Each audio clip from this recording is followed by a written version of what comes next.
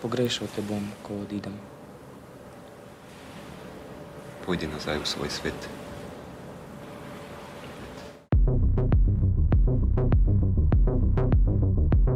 Gledal sem v zapiske, ki sem jih držal v roki, ki je še vedno krvavela in v katerih sem bil iz virov prepisal, da je bil Stalinov oče alkoholik, nasilen do svoje družine. Če bi bila prijatelja kdaj prej, recimo 41. in bi te prosil, da me skriješ, bi mi pomagal. Seveda bi, brez dvoma. Ko mi je bilo 23 let, so se mi zdeli tvoji dotiki nekaj čudovitega. Toda, ko se je privleklo popoldne in si se povlekel ven iz mene, si že iskal nekoga drugega. Pridi z mano. Ki je drugače. Festival literature sveta Fabula. V sodelovanju s Cankarjevim domom.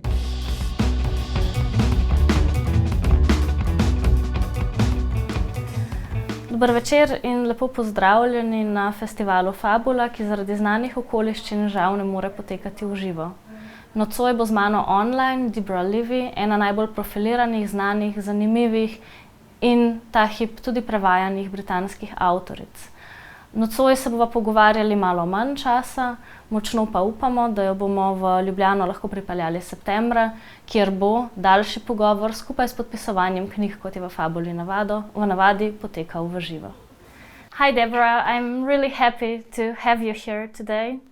And I would like to start with my first question, and that is home. Part of your writing, big part of your writing, especially in your autobiographical writing, is about the notion of home, creating home, destroying home, recreating home.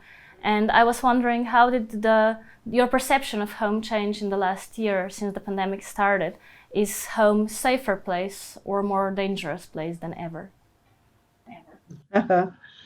Well, we were all locked down in our homes. It was a safe place for sure. It was a claustrophobic place. You had to when I write. There is this process where you're sitting in the home and you cast your mind out into the world, and the world transmits something to you and you transmit something to it. But during the pandemic, I couldn't really hear that conversation. It was very hard to write in the home. So it became a place of, yes, of comfort, but also of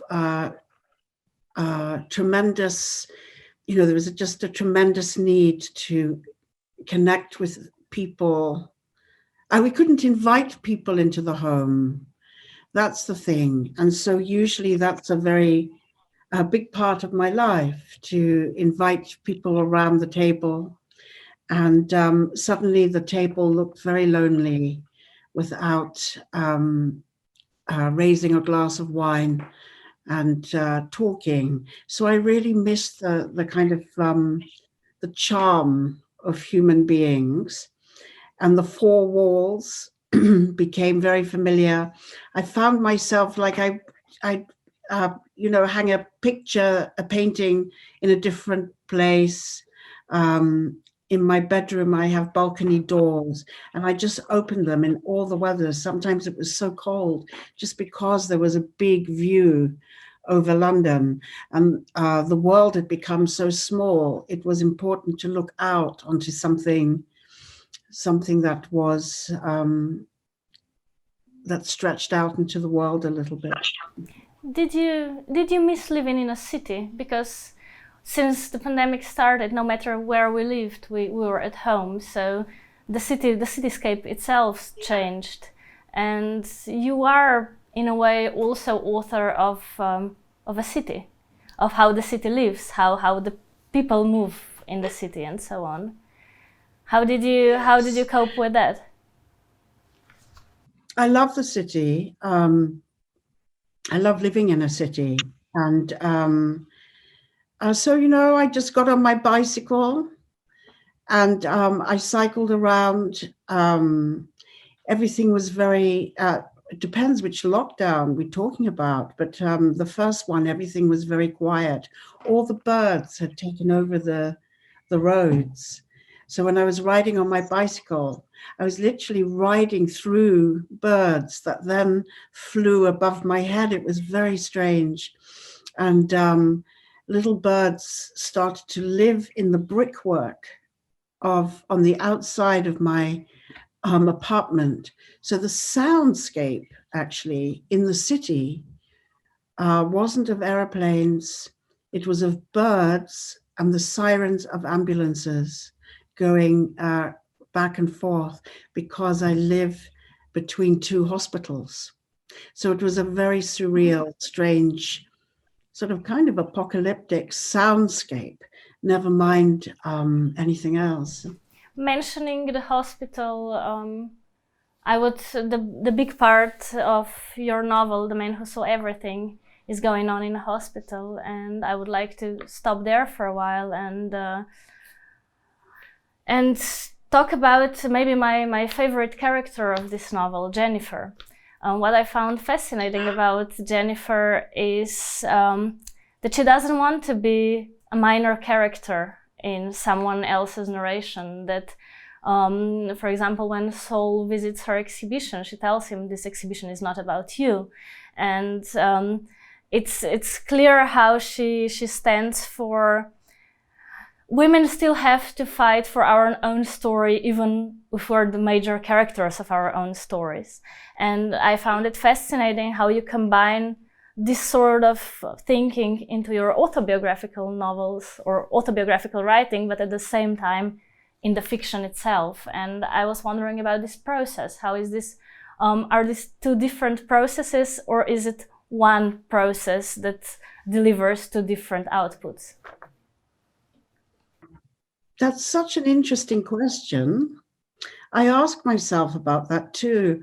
All my novels are kind of autobiographical, in the sense that there's a bit of myself in a lot of the characters. You know, there's as much of myself in Jennifer as there is in my autobiographies.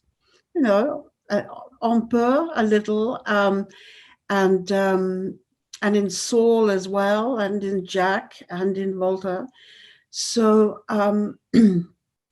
writing Jennifer, I felt I was doing something with a female character that I had never done before in a fiction, because you know, she tells Saul, don't ever tell me what I look like, and don't tell anyone else what I look like. This is a rule.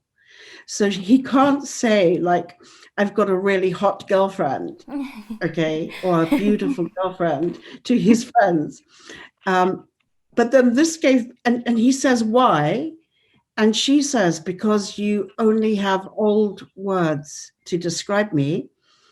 But then this put some constraints on the writer, on me, because then I could not, Saul is telling the story, so I could not describe what she looks like either. And that was amazing, because you can get, given that female characters, you know, that their value is supposed to be what they look like, I had to make Jennifer's thoughts and her she's a very steely woman. She's going to do the things she needs to do in the world. You know, she really is, and she loves Saul, and she knows she has to run away from Saul, from Saul's love, to do the things she needs to do, because he's not good for her. And so I think the only things we really know about what Jennifer looks like as a major character, right? So she's a major character. We know by the end of the book, she has long silver hair. We know that she wears sandals made out of car tires. There was a big fashion for those sorts of sandals in London in the 70s. I still love them to this day. We know that she wears a perfume that Saul can identify her from when he is in hospital much later in the book. So really, it's the way Jennifer speaks to him that tells us what she values in life, and nothing to do with what she looks like. So she was great to write for, Jennifer Moreau. Also, another thing that I just thought about right now is that the history of female characters in literature is mainly history of male gaze, the way authors perceive the characters that exist. But on the other hand, also history itself, because I see your book in a way as a theory of history. History is also, historiography is a history of male gaze, the way the great men see past, or the great historians see past. It's a constructed past. And I think what you did with this novel is also tell us that also history that likes to pretend it's objective is in fact very subjective. It's about a time and a space of a certain person. Definitely. So we have, so Jennifer's gaze is the female gaze on this history, but then we have history itself as you rightly say, as a gaze in this book, and that history is a male gaze. It's authoritarian, so I look at that. Absolutely, history's view in this book is told from many perspectives, and to do that, I have to sort of also look at the fragility of history, collective history and personal history. So I collapse time in the book, and I put the past into the present and the future into the present. It was a really strange process to try and do that with time, because it's sort of like it's somehow like putting your hand into the mystery of the universe, in a way that I can't describe. How time passes in any book is usually the most difficult part of the writing of the book. Since the book is about, in a way, the construction of history and also the construction of an empire or of a state, there is a question that I need to ask, and this is it coincidence that Saul is hit by a car in 2016, which is the year of the Brexit? Yes. Right. What's the question?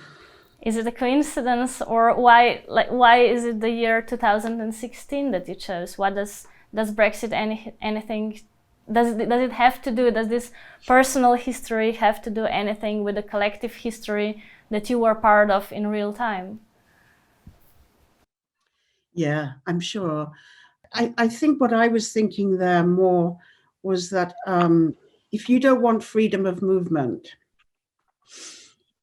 freedom of travel, try and find some people who have experienced that, being forbidden to travel, being forbidden to move freely, and ask them if they'd vote for it again.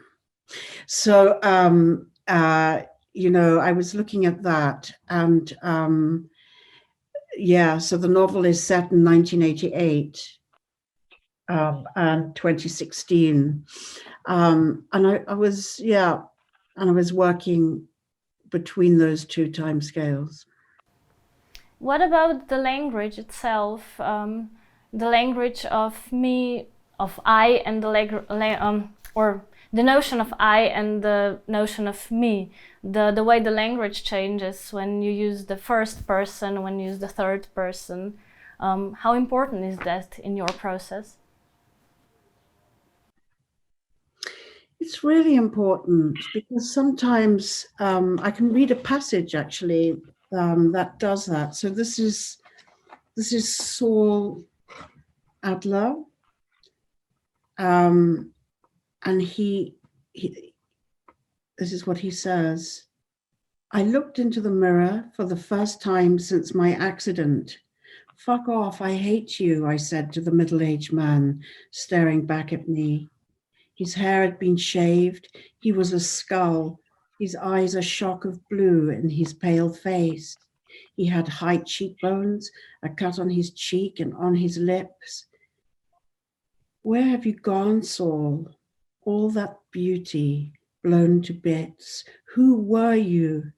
What languages do you speak? Are you a son and a brother and a father? Are you an acquisition? How do you get along with your female colleagues? What is the point of them in your view? What is the point of yourself in your view? Are you a good historian? Do you ever play football? Are you curious about other people? Or do you walk out on the outer edges of life, indifferent, remote, tormented by the affection human beings seem to feel for each other? Are other men envious of you? Are you loving? Have you ever been loved? Yes, I have been loved, and I am loving, I said to the man in the mirror. I am all of those things. I am, I am, I am. So, you know, I'm flipping again that the way that a male character and a female character are supposed to think and to speak. And I'm riffing a little bit on the Sylvia Plath quote in I am, I am, I am. So it's what I'm trying to do is to catch the way our thoughts work, not in any neat way, novelistic way, because one of my problems with the novel is that it's much neater than human consciousness. It's all sort of tidied away into plots and sentences are finished and everyone's always very articulate, but actually our thoughts don't work like that. And so I'm trying to get as close to the ways we think in this book as really think as I can before we cancel our thoughts and make a more beautiful one, you know. So in The Man Who Saw Everything, everybody, I think every character is quite raw, vulnerable would be the word, on one page, and then very sort of quite powerful on the next page, because I think in life, that's what we like. We kind of have a very good Tuesday where we play to all our strengths, and we have a very bad Friday where we feel fragile. And I try to honor that in my books, and particularly in The Man Who Saw Everything, because it's sort of what history, the narrative of grand history, leaves out. History is always about power and powerlessness, these two sides. And so I wanted to sort of look at that personally and politically. I wanted to ask you the question about aging, because the part that you just read is also about how, in a way, someone sees himself for the first time, or for the first time as this other person. But also, your autobiography is about how we change, how a woman, how you changed in different years of your life, and how do you cope with that? Was it the personal trigger that was thinking about, you know, how is it getting older? Was it fear? Was it happiness? Was it relief? What are the feelings that come with getting older? Yeah, so in The Man Who Saw Everything, for Saul, he's had a car accident and he thinks that he's still in his 20s. And he's a very beautiful, narcissistic man. He's freakishly beautiful. So the book is also really about beauty and what happens when you're, for a man, right? Because it's usually we talk about this for a woman, but what happens when you're a man and your beauty, in his own words, is blown to bits, is gone. So what else is his power? What else has he got going for him? So it's very exciting to sort of turn these stereotypes around in the fiction and genuinely explore them. I'm really interested in his answers, because really what Saul will have left when his beauty has gone is human relations, how loving he is, how attached he is to the people around him.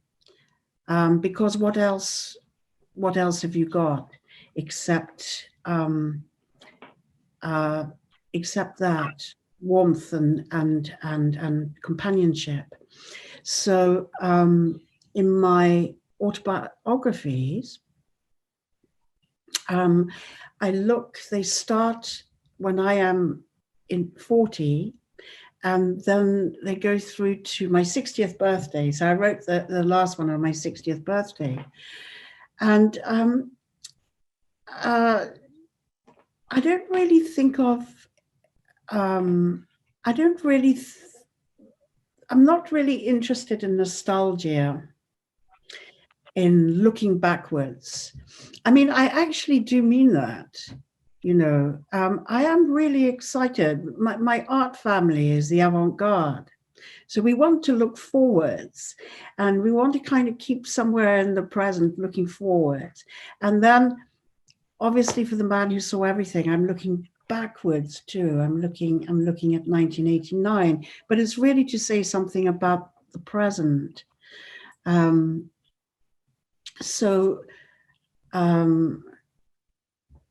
There is also in the autobiographies, the living autobiographies, written in the storm of life, in the present tense, in all weathers, sunshine and rain.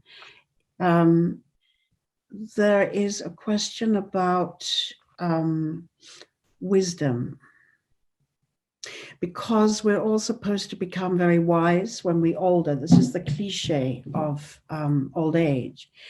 But I don't really believe that older people are wiser than younger people. I think that when you feel something very intensely, you are sort of wise. That makes you quite wise.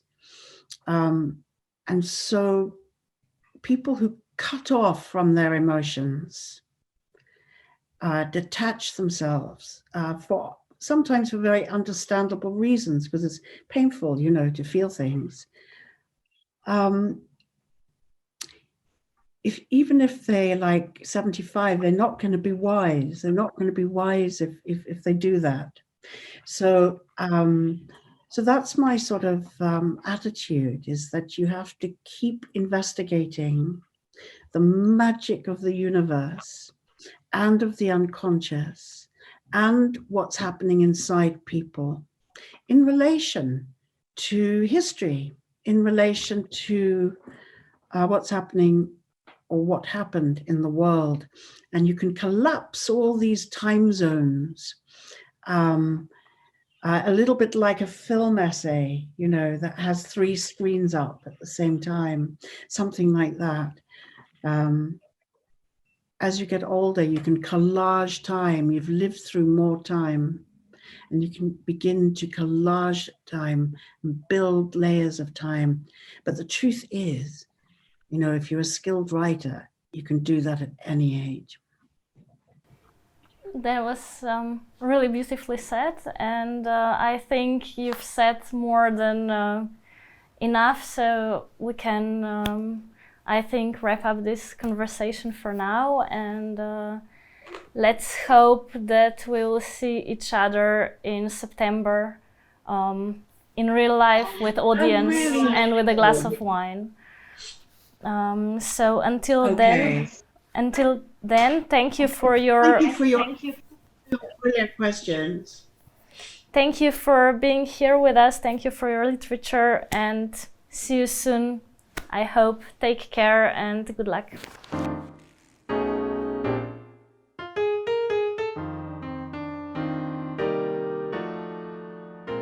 Takole je, Saul Adler. Ko mi je bilo 23 let, so se mi zdeli tvoji dotiki nekaj čudovitega. Toda ko se je privleklo popoldne in si se povlekel ven iz mene, si že iskal nekoga drugega. Ne, Jennifer Moreau, takole je. Ljubil sem te vsako noč in vsak dan, toda ti si se bala moje ljubezni, pa tudi sam sem se bal svoje ljubezni. Ne, je rekla, bala sem se tvoje zavisti, ki je bila večja od tvoje ljubezni. Pozor, Saul Adler, pozor. Poglej levo in desno, prečkaj cesto, pridi na drugo stran. Abbey Road, London, septembra 1988. Premišljal sem o tem, kako mi je Jennifer Moreau pravila, da ne smem nikoli opisovati njene lepote, ne njej, ne komorkoli drugemu. Ko sem jo vprašal, zakaj mi tako zapira usta, je dejala: Ker me znaš opisovati samo s starimi besedami. To sem imel na umu, ko sem stopil na prehod za pešce na črne in bele proge zebre, pred katerimi se mora vsako vozilo ustaviti in pustiti pešcem, da prečkajo cesto. Proti meni je vozil avto, a se ni ustavil. Odskočiti sem moral nazaj, padel sem na bok in se pred padcem zaščitil z dlanmi. Avto je zastal in moški v njem je spustil šipo. Bil je v 60 letih, srebrnih las, temnih oči, tenkih ustnic. Vprašal me je, ali sem v redu. Ko mu nisem odgovoril, je stopil iz avta. Žal mi je rekel. Zakorakali ste na prehod in upočasnil sem, da bi vam lahko ustavil, ampak potem ste si premislili in odšli nazaj na pločnik. Kotički vek so mu trepetali. Nato pa ste brez opozorila spet planili na prehod. Ob njegovi premišljeni rekonstrukciji zgodovine, neženirano upovedani tako, da mu je bila v prid, sem se nasmehnil. Kradoma je s pogledom ošinil svoj avto, da bi ugotovil, ali je poškodovan. Eno od stranskih vzvratnih ogledal je bilo raztreščeno. Njegove tenke ustnice so se razprle in žalobno je zavzdihnil ter zamrmral nekaj o tem, kako je bil ogledalo naročil iz Milana. Celo to noč sem bil pokonci. Pripravljal sem predavanje o psihologiji tiranov in pisanje mi je steklo, ko sem začel popisovati, da se je Stalin z ženskami spogledoval tako, da je vanje z druge strani jedilne mize frcal koščke kruha. Zapiski, kakih 5 listov papirja, so mi padli iz usnjene naramne torbe, kot mi je iz nje kako nerodno padel tudi zavojček kondomov. Začel sem jih pobirati. Na cestišču je ležal tudi majhen in ploščat štirikoten predmet. Ko sem predmet, ki je bil na otip topu in za katerega se mi je zdelo, da v moji dlani vibrira, izročil vozniku, ker ni bil moj, sem domneval, da je njegov, sem opazil, da strmi v členke mojega zapestja. Med prsti mi je mezela kri. Dlani sem imel opraskane in na enem od členkov leve roke sem imel ureznino. Posesal sem kri iz nje, on pa me je opazoval očitno zaskrbljen. Naj vas kam odpeljem? V redu sem. Ponudil se je, da me odpelje v lekarno, kjer bi mi očistili rano, kot se je izrazil. Ko sem odkimal, je iztegnil dlan in se dotaknil mojih las, ob čemer mi je postalo nenavadno prijetno. Vprašal me je po imenu. Saul Adler. Glejte, samo majhna odrgnina je. Tenko kožo imam. Za vsako figo se mi ulije kri, nič ni. Levico je držal nekako čudno, jo pestoval v desnici. Pobral sem kondome in si jih zatlačil v žep suknjiča. Pihalo je.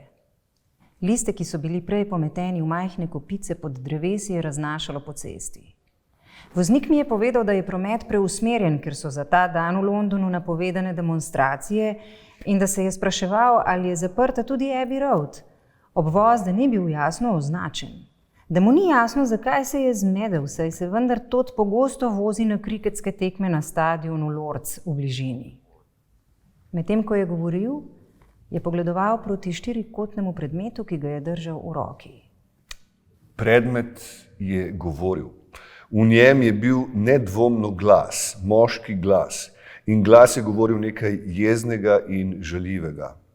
Oba sva se pretvarjala, da ga ne slišiva. Jebi se, sovražim te, ne hodi več domov.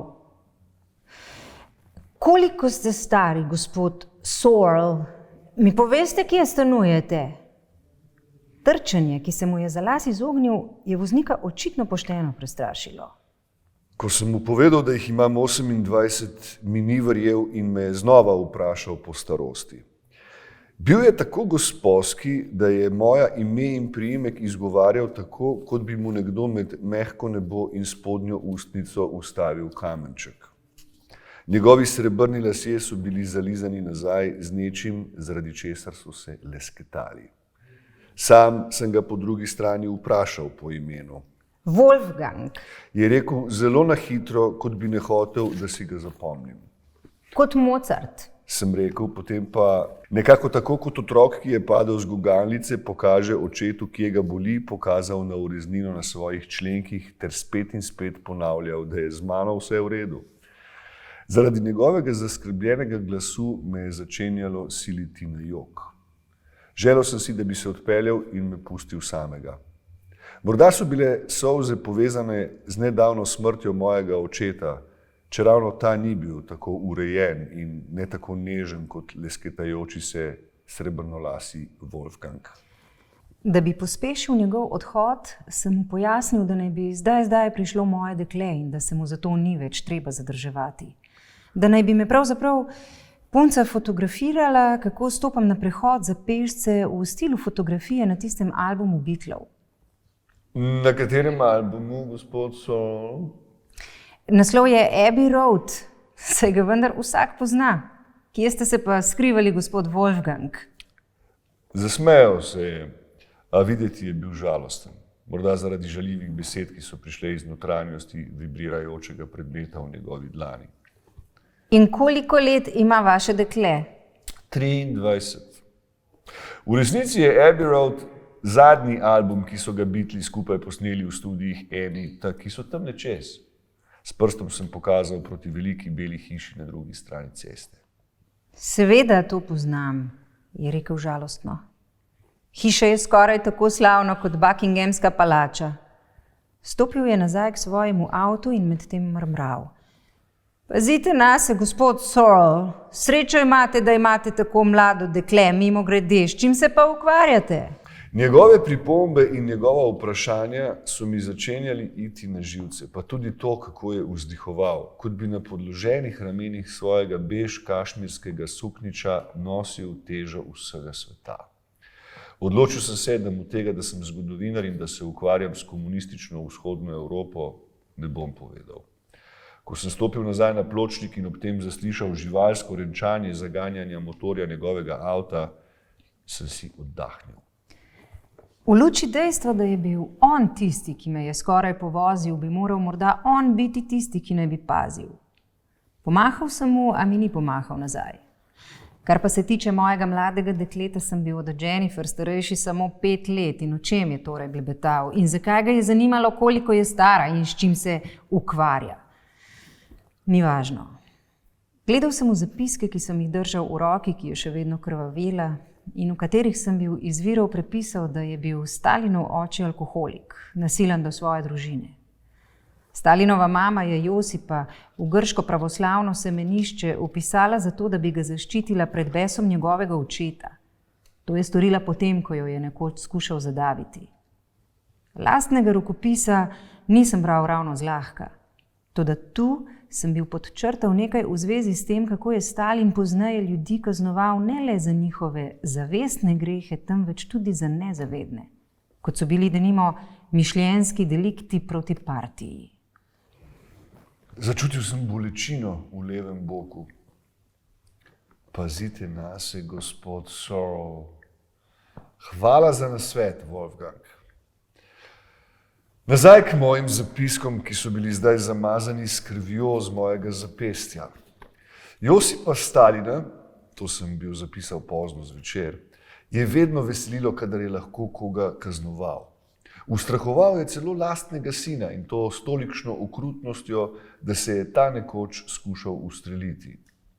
Ustrelila se je tudi Stalinova žena, uspešneje od svojega sina, ki je v nasprotju z mamo živel dovolj dolgo, da ga je lahko oče znova in znova strahoval.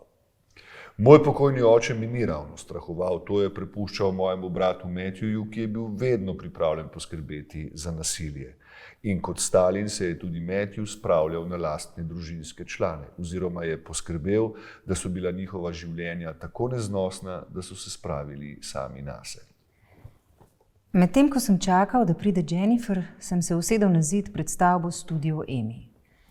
Čez 3 dni sem nameraval odpotovati v vzhodno Nemčijo, v NDR, kjer naj bi na Humboldtovi univerzi raziskoval kulturni odpor proti vzponu fašizma v 30-ih. Čeprav je bila moja nemščina dokaj tekoča, so mi dodelili prevajalca, nekega Walterja Millerja.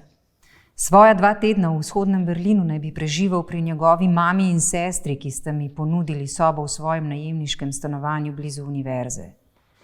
Walter Miller je bil delno odgovoren za to, da me je na prehodu za pešce skoraj povozil avto.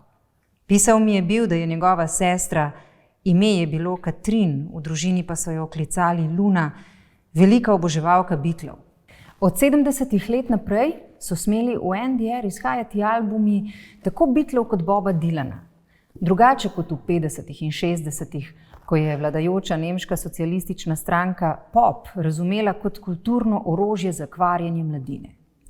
Toda preden je lahko kak album izšel, so morali uradniki preučiti vsa besedila skladb na njem. Je. Kaj neki bi lahko to pomenilo? Kaj je bilo tisto, čemur se je tu izrekalo ja? Da bi me za darilo za Luno fotografirala na prehodu za pešce na Abbey Road, je bila Jenniferina ideja. Teden preden me je bila prosila, da bi pojasnil celoten koncept NDR, a nisem bil dovolj pri stvari. V kuhinji njenega stanovanja sva namreč pripravljala karamelizirane arašide in sladkor se mi je žgal. Šlo je za precej kompliciran recept, v katerem je pisalo, da je treba arašide stresti v vrel sladkorni sirup, nato pa jih speči v pečici. Jennifer ni mogla razumeti, kako je lahko prebivalstvo celotne države zaprto za nekim zidom in prisiljeno ostati tam. Medtem ko sem razpredal o tem, kaj je privedlo do ideološke in fizične razcepitve Nemčije na 2 zidom ločeni državi, komunistično na vzhodu, kapitalistično na zahodu, in o tem, kako so komunistične oblasti zid imenovale antifašistični branik, so njeni prsti zdrstili pod pas mojih kavbojk. Sladkor se mi je žgal, Jennifer pa si tudi ni ravno delala zapiskov. Nemška demokratična republika naj jo je oba nehala zanimati. Zagledal sem jo, kako se mi približuje, noseč na roki majhno aluminijasto tlestev. Na glavi je imela sovjetsko pilotsko čepico, ki sem jo bil kupil na Bolšjem trgu na Portobello Road. Poljubil sem jo in ji na hitro povedal, kaj se je zgodilo. Jennifer se je pripravljala na razstavo svojih fotografij na akademiji, a si je to popoldne vzela prosto za fotkanje, kot je zadevo imenovala. Enega od svojih fotoaparatov je imela pripetega na svoj usnjeni pas, še en pa ji je visel okoli vratu. Podrobnosti nesreče, ki se je bila skoraj zgodila, ji nisem razkril. Toda opazila je ureznino na mojem zapestju. Tenko kožo imaš, je rekla. Vprašal sem jo, zakaj je prinesla lestev. Povedala mi je, da je bila z lestve avgusta 1969 ob 11:30 narejena tudi originalna fotografija Beatlov na prehodu za pešce na Abbey Road. Fotograf Ian McMillan je bil lestev postavil ob zebro, medtem ko je za to najet policist usmerjal promet. McMillan je imel za svojo fotografijo na voljo 10 minut, midva pa, ker pač ne tako ne drugače nisem slaven, Policije nisva mogla prositi za 5 minut časa, tako da sva morala delati hitro. Mislim, da je promet preusmerjen in da je Abbey Road danes zaprta. Medtem, ko sem govoril, so mimo zdrveli 3 avtomobili, ki so jim nato sledili še črn taksi, motor, 2 bicikla in kamion naložen z deskami. Ja, Sol, gotovo je zaprta. Je rekla in si medtem dajala opravka s fotoaparatom. Rekla bi, da si bolj podoben Miku Ronsonu, kot pa kateremu koli izmed Beatlov, čeprav so tvoji lasje črni, Mikovi pa blond. In res mi je bila Jennifer lase, ki so mi segali do ramen, pred 2 dnevoma pristrigla v slogu Bowiejeve prve kitare. Skrivaj je bila ponosna na moj videz, pravila je, da izgledam kot rock zvezdnik.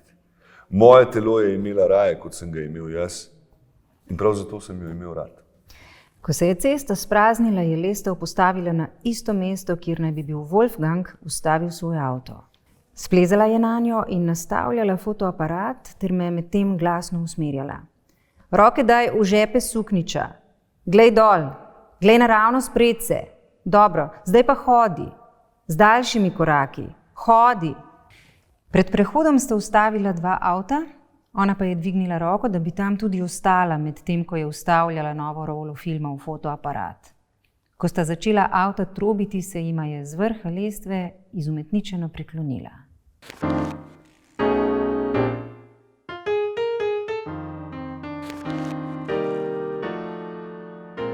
Mestoma so se pojavljali problemi s posameznimi simboli oziroma besedami, ki se pojavljajo v celotni knjigi, enkrat z enim, drugič z drugim pomenom, pa jih je bilo treba nekako hraniti kot simbole. Ne vem, en tak velik problem je bila beseda hawk v angleščini, ki tukaj pomeni po eni strani nek pleskarski pripomoček, neko dilco, na katero se nalaga omet, ko se pleska. Po drugi strani pa seveda nekje potem nastopa tudi kot ptič, ne. In zdaj pri nas seveda nekega ptičjega izraza za ta pripomoček ni, tako da sem moral recimo tukaj malo improvizirati. Drugače pa ni bil posebej težek prevod. Ja, to knjigo bi priporočil pravzaprav zelo širokemu bralskemu občinstvu. Ne vem, zdi se mi taka, veliko ima za dati, ni pa to težko branje, no. Ni treba veliko razvozlavati, ni naporno branje, ki bi se branju upiralo. Je pa pač, no, do neke mere je lahko to recimo nekoliko psihično naporna knjiga, no. Edino to. Ampak ne, sicer pa se mi zdi zelo primerna v bistvu za kar najširše občinstvo. Ja, se pravi, angleščino sem se začel učiti že kot osnovnošolec, se pravi, čisto na začetku osnovne šole. Študiral je nisem, bil sem v programu mednarodne mature, kjer je bil pouk v angleščini, recimo, sem pa tukaj bolj ali manj samouk, no. Ne vem, počasi sem se potem loteval prevajanja, najprej za agencije, potem sem nekako počasi prišel zraven tudi pri založbah in do knjižnih prevodov. Ja, najtežji je pa ta, ki ga trenutno delam, no, se pravi Melvillov Moby Dick. Pripravljam nov prevod za Beletrinino novo zbirko Klasična beletrina. To je v bistvu moj prvi tekst, ki ni sodoben, se pravi, mislim, da knjiga je stara okrog 150 let. Pač tudi angleščina se je v tem času precej spremenila, slog pripovedovanja oziroma način upovedovanja se je spremenil. Tukaj je potem še neka gora navtične terminologije, ki pač v slovenščini sploh ne obstaja. Skratka, to je absolutno najtežja zadeva do zdaj.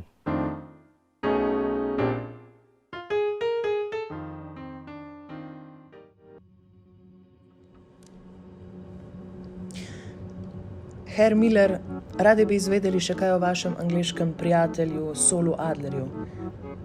Nam boste pomagali? Da, Kaj pomeni ta vrstica tu, v tem pismu, ki vam ga je napisal? Pogrešam svoje prste na tvojem trebuhu. te besede pomenijo položiti dlan ali prstne konice na trebuh sogovornika, da bi bolje razumel, kako se počuti. In za katero občutje gre pri tem? Prijateljstvo. Če bi bila prijatelja kdaj prej, recimo 41. in bi te prosil, da me skriješ, bi mi pomagal. Seveda bi, brez dvoma. Zakaj bi moški položil dlan na trebuh drugega moškega, da bi bolje razumel neko občutje? O tem boste morali sprašati dlan. In kaj, če bi skupaj hodila v šolo, potem pa bi odkril, da mi je prepovedano plavati skupaj s teboj v javnih bazenih? Bi bil še vedno moj prijatelj? Naredil bi vse, kar bi mogel, da bi te rešil. Ali ste imeli s Saulom Adlerjem, vašim angleškim prijateljem, spolne odnose? Če me sprašujete, ali načrtujem zapustiti vzhod in oditi živeti drugam, potem nimam nobenih načrtov, da bi odšel. Pridi z mano. Bo kje drugače? Kaj pomeni ta stavek, ki govori o Baltskem morju pozimi? Pojdiva do Baltskega morja. Besede pomenijo, da si pisec pisma želi videti Baltsko morje pozimi. Ne morem. Ali je Baltsko morje v tem kontekstu šifra za nekaj drugega? Zakaj ne? O tem boste morali sprašati Baltsko morje. Tu sem odrasel. Nikoli ne bi zapustil doma in šel na zahod. Kdaj bi pa le rad videl svojo družino. Namesto Baltskega morja bomo izprašali vašo sestro. Domnevamo, da je noseča z Adlerjevim otrokom. Ali tako menite tudi vi? O tem boste morali izprašati njegov penis. Lahko grem?